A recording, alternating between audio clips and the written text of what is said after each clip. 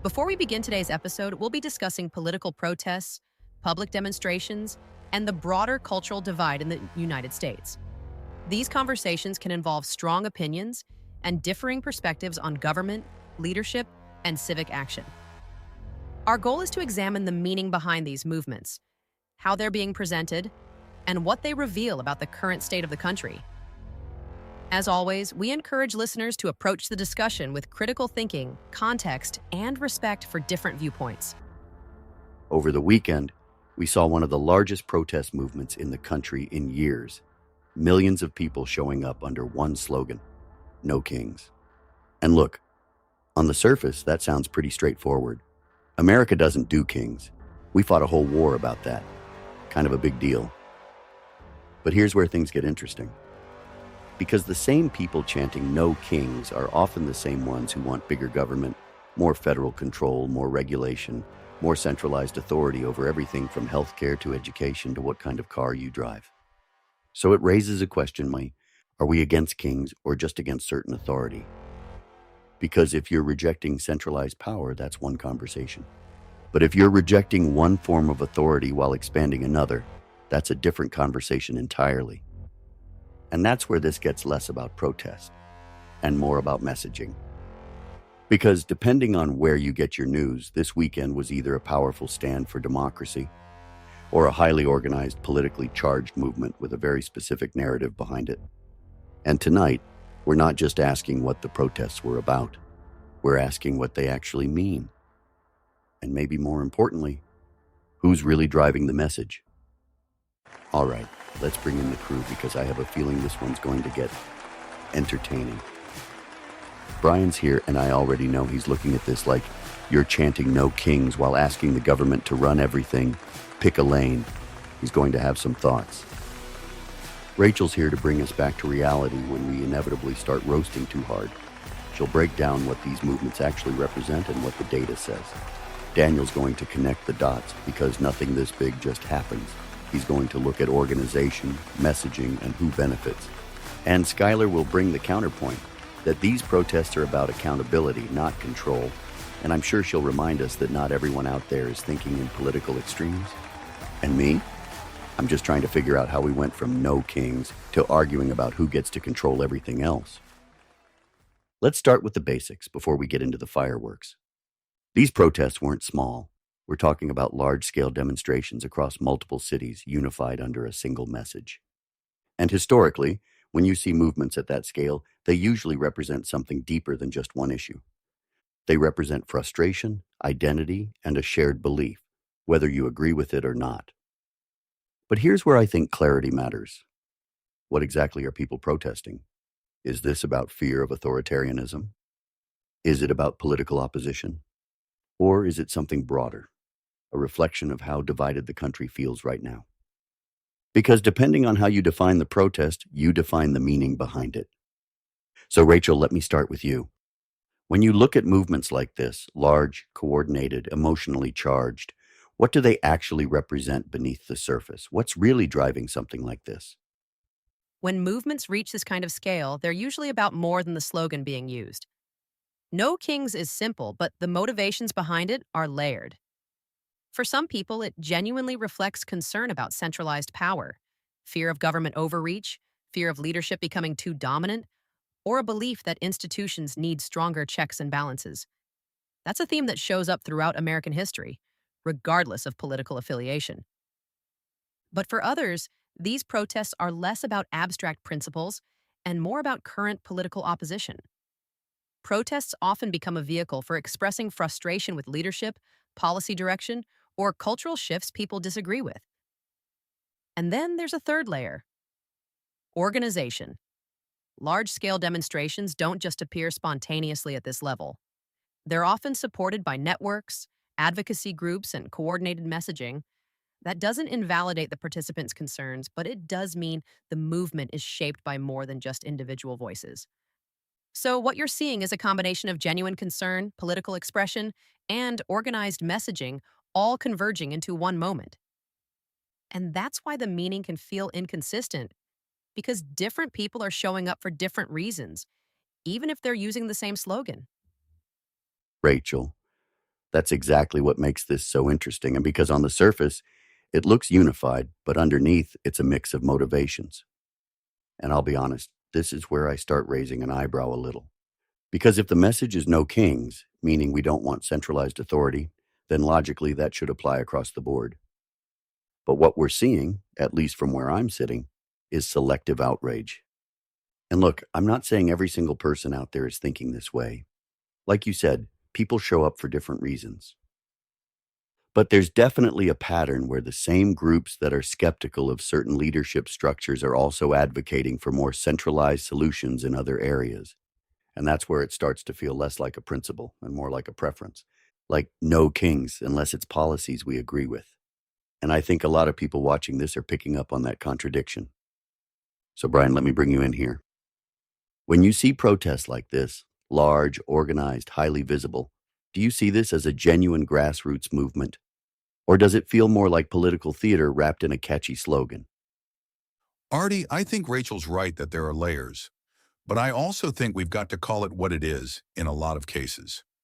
This feels a lot less like a spontaneous grassroots uprising and a lot more like organized political theater with really good branding. No Kings sounds great, it fits on a sign, it trends on social media, it makes people feel like they're a part of something historic. But when you actually look at the messaging behind it, it starts to fall apart a little. Because, like you said, if the principle is opposing centralized power, then that principle should be consistent. But instead, what you often see is selective application. Oppose authority here, but expand it there. Reject control in one context, demand more of it in another. And people notice that. And here's where I'll throw a little humor in, because you almost have to at this point. We've got people chanting no kings while also wanting the government to regulate everything from your car to your thermostat to what words you can say online. That's not exactly throwing off the crown. That's just swapping out who gets to wear it. And look, I'm not saying everyone out there is thinking that way. Some people genuinely believe they're standing up for freedom. But the movement as a whole, it feels coordinated, it feels packaged, and it feels like it's designed to push a broader political narrative. And that doesn't mean people shouldn't protest. That's part of the country. But it does mean we should look past the slogan and ask, what's actually being promoted underneath it? Brian, swapping out who gets to wear the crown, that's a line right there. And I think that's where this conversation shifts again. Because whether you agree with the protests or not, movements like this don't just exist in isolation. They have messaging, they have amplification, and they have impact. Daniel, I want to bring you in here. When you see something like this, coordinated messaging, unified slogans, large turnout, what are you looking at behind the scenes? Is this organic momentum, or is this something that's being shaped and directed at a higher level? Artie, whenever you see something this large, this coordinated, and this message consistent across multiple cities, the first thing you have to understand is scale like that doesn't happen by accident. That doesn't mean every single person there is being directed or controlled. People show up because they believe in something. But the structure around those movements, the messaging, the timing, the distribution, that's where things get more strategic. Because for a movement to spread nationally, it requires infrastructure. It requires funding, organization, communication networks, and most importantly, a message that's simple enough to replicate. No Kings is a perfect example of that. It's short, it's emotional, and it's flexible enough that different groups can project their own meaning onto it. And that's what makes it effective. But here's where it gets interesting. When messaging is that clean and that widespread, it usually means it's being amplified, not just organically shared. Media coverage, social platforms, advocacy groups, they all play a role in accelerating that message. And once that amplification kicks in, perception starts to form. Suddenly, it's not just a protest. It becomes a narrative. And narratives shape public opinion far more than raw facts do. So, whether someone agrees with the movement or not, the real influence comes from how it's presented, how often it's seen, and how it's framed. And that's where you have to ask, not just what is happening, but who benefits from how this is being perceived. Because at that level, it's no longer just a protest. It's part of a larger information ecosystem. Daniel, that's the part people don't always think about, the infrastructure behind the message. Because like you said, it's not just people showing up, it's how the message gets everywhere at the same time.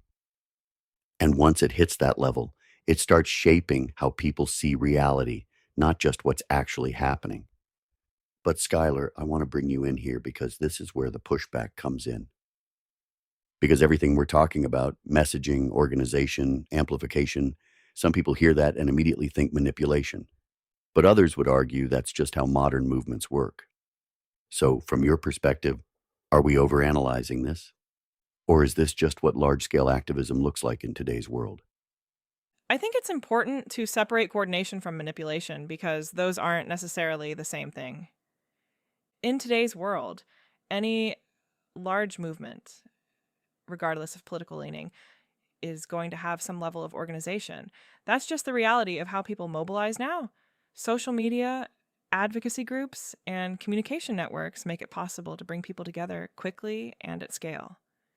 And that doesn't automatically mean something is being artificially manufactured. It means people are using the tools available to them to express what they believe. Now, does messaging get simplified? Absolutely. Because for something to spread widely, it has to be understandable and repeatable. But that happens across the board, not just with one side or one issue. And I think where things can get tricky is when we assume that because a message is effective, it must be disingenuous. For a lot of people in those protests, the concern about power and accountability is real. They're not thinking in terms of messaging strategy. They're thinking in terms of how they feel about the direction of the country. Now, that doesn't mean there aren't broader narratives being shaped. Of course there are. That's true in media, politics, and public discourse in general. But I think it's important to recognize that movements can be both genuinely felt by individuals and also amplified by larger systems at the same time. And understanding that balance is key to having a fair conversation about it. Listening to all of this, I think what stands out most isn't just the protests themselves, it's how differently people interpret them. Because on one hand, you've got people who see this as a real expression of concern about power, about leadership, about the direction of the country. And on the other hand, you've got people looking at the same thing and saying, this feels coordinated, this feels packaged, this feels like messaging. And the truth is, it's probably a mix of both. But here's where I think people start to get frustrated. It's when the messaging feels inconsistent. When the principle sounds universal, like no kings, but the application feels selective. Because if you're talking about limiting power, people expect that to be consistent, not situational.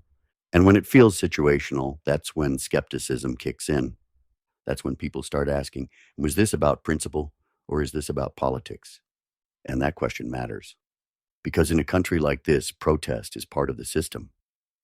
It's not the problem, but understanding what's behind it. That's where the real conversation is. And whether you agree with these protests or not, one thing is clear. This country isn't just divided on policy. It's divided on perception, on what's real, on what's fair, and on who gets to define both. And that's a much bigger issue than any one protest. All right, before we wrap this one up, let's take a second to shout out the community that keeps Data and Dissonance rolling. If you've been listening and thinking, finally, someone's actually saying what I've been thinking, and this is where you can support the show directly. We've got a full lineup of Data and Dissonance merch, from hoodies and tees to hats, bumper stickers, and more, all built around one idea: speak truth, stir thought. And yeah, some of these are going to get a reaction, like make Orwell fiction again.